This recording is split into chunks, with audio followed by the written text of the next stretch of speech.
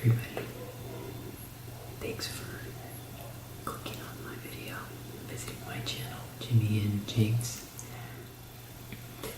I was like writing a list of like things that I wanted to maybe do videos about. I'm sure like everybody kind of like makes a list.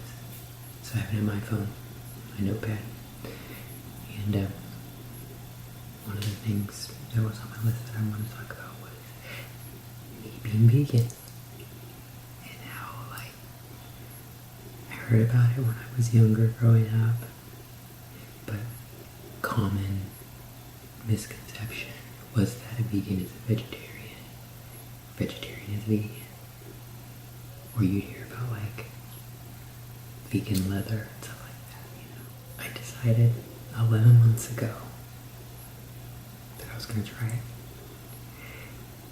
Like a day or two ago, 11 months ago. Yes, I'm going on my first year next month. And if you would like to see like a video about my 1 year transformation, my pictures and stuff I can put up, just put in the description that you want me to make a video about that, and I can. I decided to go vegan because, I don't know, I was always like on a diet or like trying to work out, and almost like my whole life, and like many people are, but I am such an eater. I am a night eater, okay? And at night, it's like this beast comes out of me, and it's like junk food. I'm a junk food night eater. So many people are. I would actually, like even when I was younger, I would get up in my sleep and like go and eat ice cream. And I wasn't like sleepwalking or anything, but I like knew that I was still like part of me was still asleep. And then I would go to bed, and then I wake up in the morning and my mouth would feel like all dry. And I'd have like, if I was like eating something like peanuts or nuts, I'd have those like lodged in my teeth. It's so sad. You try diets and exercise, and you know, several times when I would lose the weight, you know, and then I gain it back so fast. Because I really didn't want to exercise too much. I kind of just wanted to like have a diet and be good. And when you're younger and you can stick to the diet, it'll work. But when you get older, it doesn't work. It gets worse. So I like had to figure out like, why was I doing this to myself? When I got older, I'd have to think about it and reflect on my life. And so, in this reflection, I was like, why am I doing this? Like, when I got to this point, I was so tired of like saying, okay, I'm gonna start working out, and I'm gonna start like doing this diet. One thing I noticed was that as soon as I got to my goal weight, like as soon as like I saw progress or whatever, I gave myself permission to be like, okay, I'm done. You know, 11 months ago, I was like, okay, I need to do something. But what have I been doing in the past that has still got me to where I am right now? Because I don't want to do that. I don't want to keep doing that. So, weird story. Kind of weird. This was my inspiration. I was at work. The place I used to work at. And we were getting like something done with like our video camera system, surveillance, or some upgrade or something. And something happened where like someone lost money in their purse, and it was like in this area where everyone hangs their stuff, like on a coat rack kind of thing, shelf. And so like the tech was there doing like some updates, and like I was tasked to go and like look at the feed need to see if like I can see who was like rummaging through the purses and stuff. He was like a really nice tech, and he was rather interested because we both. I was like, I was telling him. I remember telling him like, out of everybody here working, I don't see anybody like being the type of person that would do that. And when you're in that situation, and you're like, well, I mean, I don't see anyone that can do it, but if like I really want to find out like who did it, because that would be like shock at how out of me. Like, people surprise you, and you never know. Like, I don't know how it came up, but we must have been talking about like the food and stuff there. And he was like, "Oh, he's a vegan," and I'm like, there were vegans that worked with me, and like I never really talked too much about it with him and stuff because I wasn't, and I never really like thought about it. But because we were like talking, and we were like kind of killing time, so there wasn't like an awkward silence or something. So I was just like looking at the camera. I asked him, I was like, "So, like what, why did you decide to be vegan?" And he told me this story. I don't like remember all the way like what it was, but it was something about like one night. It was like in December, like before Christmas or whatever. Like he ate like a whole pack of like these like bratwursts that were like infused with like some sort of cheese and like really not healthy stuff, and like some ice cream. And he was like, that was his moment. Like that was the moment that he knew like he's got to change something. So I think by the time like I had been talking to him, he had already been like on it for a year, or close to a year, and you know, it was interesting because like I talked to other people about it, and I knew people that were vegan, but it never hit me until I think I was in that moment where I wanted to like, I was like assessing like where I was, like my wellness, you know, where I was like self-evaluating myself. I think I was like in that perfect moment in my life to hear like his story and to be able to be like, wow, like it clicked, like a switch flipped, and I wasn't like, oh my god, I'm a vegan. He was like, wait a minute, like let me like think of some of the pros about this. And being a vegan like limits pretty much a lot of the food that I was eating to get me to where I was, like processed foods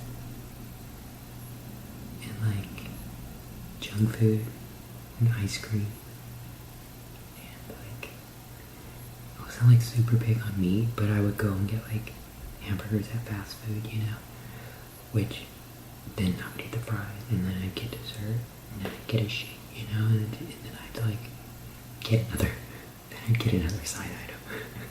Because, you know, one meal for one person wasn't enough.